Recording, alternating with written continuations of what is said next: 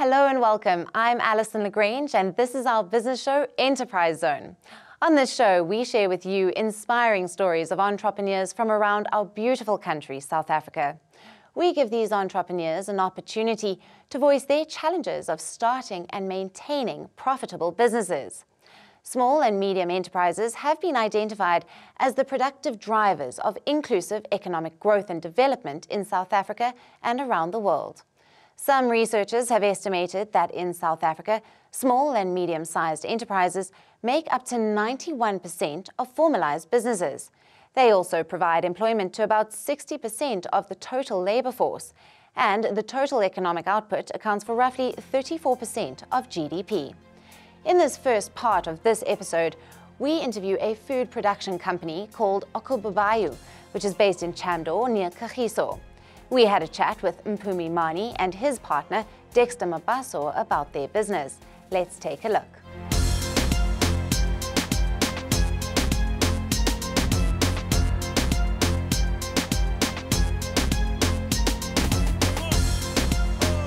So my name is Mpumi Mani. My title in the business is Chief Operating Officer. So I handle operations inside the warehouse, coordinate with drivers, and kind of make sure that things are operating the way that they should be.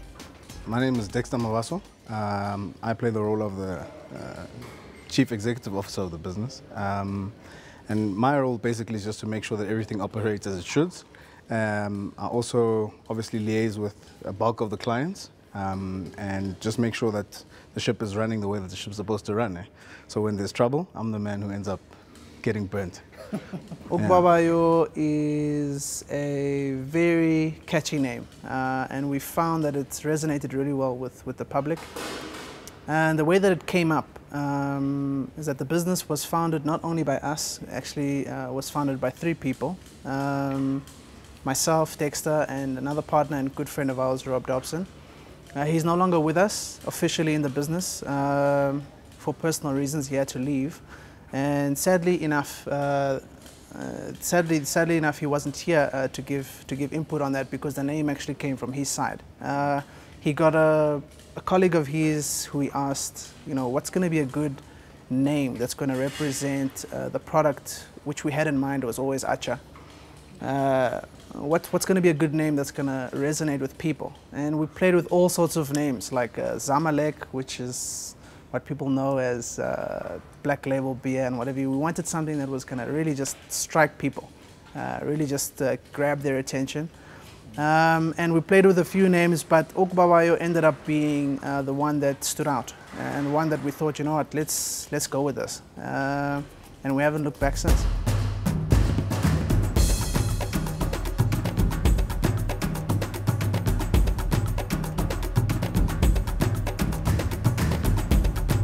Mpumi and I have been friends for the longest time. I don't even remember, can't even tell you how many years. 10 plus. 10 plus, yeah. And we've always had this idea that we want to go into business, and we played around with a few other businesses, which unfortunately didn't make it. But that was a stepping stone to this business. And so it really started off as a joke, to be honest. It wasn't a serious concept to say, let's leave everything and do Acha. Because we all come from different backgrounds. Mpumi comes from an accounting background. I myself come from a transporting background. Rob comes from an IT background. So none of us, in actual fact, I think the best we can do is cook an egg. So Acha was really a shot in the dark. We went to lunch, and then it really became a serious matter. And then we started investigating it step by step. Raiding our parents' kitchen, making sure that we really mess with the spices and the mango and so forth. Then it ended up really becoming a business, and then that's where we are today. We never look back, like you said, yeah. Yeah, the concept of the business was always interesting to us because we knew that we wanted something South African, something authentic, authentically South African. Yeah. So when the idea of Acha came, it really resonated with us. It's something that sparked our interest. And when we looked into it, the business side of it, how do we actually put this thing together? The mango, the spice, the oil, does this thing come together as easily as it seems, or is there more to it? We started the investigation and we found that wow, it's relatively simple to put together, But obviously we had a wider vision for where we want to take the thing in future.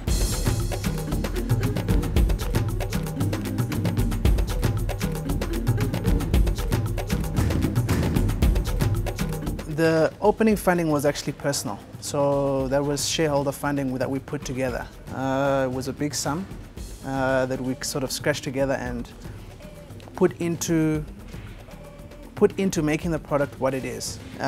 So what do I mean by that? The product is acha, which is typically associated with sort of lower LSM part of the market.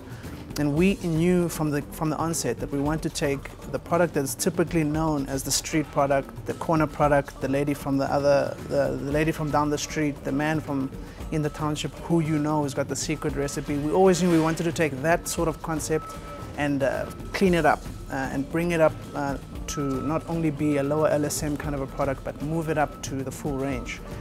Last year, we made a turnover of about 750. And I think also that was partially attributed to the fact that we were not 100% full-time in the business, which obviously meant that our time was split between our day jobs and our night job, which would start from 5 to about maybe 5 the next morning, depending on the day.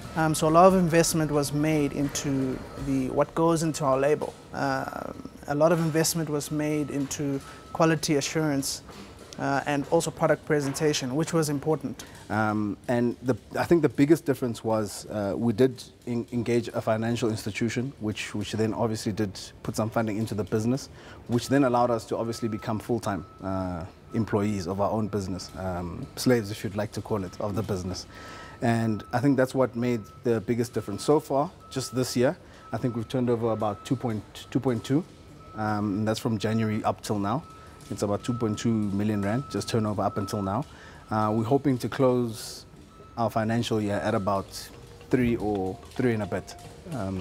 So yeah, so that means on a monthly, we're doing between 300 and 350,000 per month. We started ourselves from the packing, to the labeling, to the delivering, to the servicing, to absolutely every function in the business. We started ourselves. But now, currently, we are employing 13 people. One of the most rewarding things is that we've been able to train people up from scratch, with the knowledge that we've picked up ourselves, which is really good. Which is really good. Most of our advertisement kind of spend goes onto promotions. So what we do is we chose a different model to some of the other companies. Normally what the companies would do is they would engage with a distribution company to distribute their product, and then obviously an advertising agency to then do the rest. We knock on every door ourselves, so you know that client list belongs to us. And then so what we do is we'll engage the client. Once we've closed the deal with the client, as soon as their shop gets busy, we'll then do a promotion. Hello.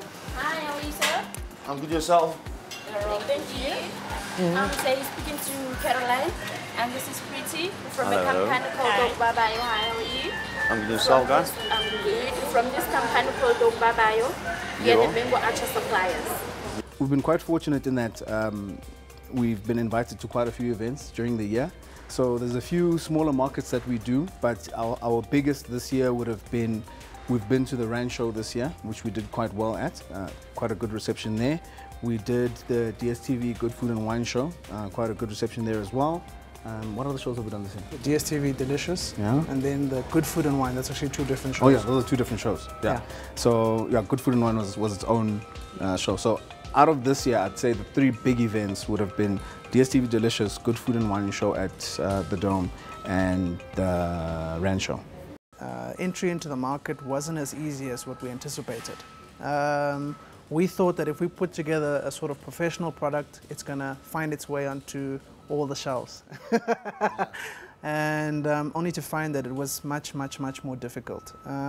All the stores that I'll tell you about, we actually approached door to door. We're supplying over 380 outlets all over Gauteng, reaching over into Northwest, a little bit of KZN, a little bit of Mpumalanga as well. ranging from Spa. Spa is our biggest sort of client, which most number of stores. We're supplying 100 plus spas all over. We like to say that if you're in Gauteng, if there's a spa around you, we're probably there. And then there's Save Right as well. OBC Butchery, Roots Butchery, which you find, Roots Butcheries you normally find any township has a Roots Butchery in it. And so, like I said, we started in the lower LSMs and found ourselves moving higher and higher up. Some of our biggest closes has been with Massmart. We've signed and listed with Massmart, but have yet to start supplying them. So we, as a small business, still need to make things, need to be sure on how we put our best foot forward in terms of supplying the bigger end guys. So there's Cambridge Foods, which we're looking forward to rolling out into. Another big signing of ours is Boxer Superstores. You should try it. I will definitely try it, but this is nice. Actually, That's the most selling one. that one you're gonna have it for your lunch. I think our biggest contribution has been job creation. Only 13 at this point in time, small number, but I think to them it would be a good ratio, yeah. Because now they're able, I mean, some of our workers have been able to change schools for their kids. They've been able to change where they're staying. They, you know, we're hoping to kind of push them into a space where now they can get them driving, you know. And the other thing is giving the public a product they can trust, and a product that's affordable, and a product that they can, you know, really call their own. Because Okubabayo, as much as it belongs to us, it actually belongs to the public more than it does to us. We just the people who have to make sure that it keeps running, keeps growing. We found that there was huge resistance to black suppliers in the market. True. So we had to go sort of the extra mile in every way, in our presentation, in the flavor, in the delivery, in what we promise, to be able to win the people over. So, you know, it's something that we're fighting. We're very passionate about it, and something that we hope to change. It's part of what we hope to change, which is the reputation of black business, the reputation of black suppliers and the things that they supply. So I have to mention that because it was a challenge. You get to a place, they find out who you are, and then not as enthusiastic as they were over the phone, or not as enthusiastic as they were, you know. So those are some of the things that we've had to fight over, not whine over. We like the challenge, we take the challenge head on, and we've managed to be relatively successful. A lot of the guys would say to us, no, we don't want to stock you because once our clients start to buy from you, and then you're going to disappear. And that's something that we never anticipated would happen. But we're also grateful for that challenge. Yeah. Thank you. Thank you for thinking about us. Thank you very much, ladies. Hope you have a great day. Expect your order on Thursday. On Thursday, we'll make sure that Thank you, is the sir. first thing. That So we'll means arrange Neil is not here, for the we month will end to do a promotion. Yeah. 100%. We'll do a promotion. We like to say when people taste the product and they really get excited about it. So part of what we want to do, we always say, you know, as they taste it, we say, you know, our stuff is the mover and shaker, you know. So that's really how we define ourselves. We want to be the movers and shakers of the FMCG space. We really want to make an impact. We want the people to feel us, you know, we want the market to feel us. And the way we envision doing that is by including much more brands, much more products. We've got, I mean, the first target was break even for us, and at that point we thought, okay, let's reach break even, and from there, let's now think about the products, new products that we could bring into the existing network and market that we want. So, you know, South Africa, look out. You know, we want to bring out new products. I won't reveal any now, but we've got a few in our minds. Good names, good stuff, good flavor, and that's what we want to be known for. Good flavor. You know, things that, you know, remind you of home. You know, things that just make you remember, you know, that, you know, wow, here's a South African company that is authentically South African. You know, it wasn't by mistake that we've kept the acha tub in the typical clear and red lid packaging. You know, we took what was in the street and we cleaned it up, saying, you know what is in the street doesn't necessarily mean poor quality.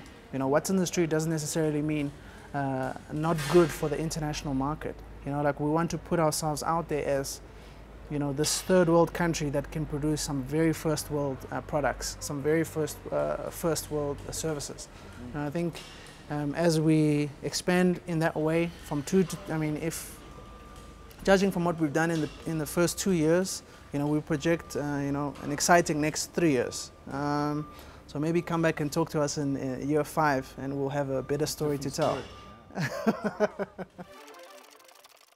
What an incredibly interesting story from Mpumi Mani and Dexter Mabaso. Great job, guys. Keep pushing. After the break, we bring you more on entrepreneurship. Do stay tuned.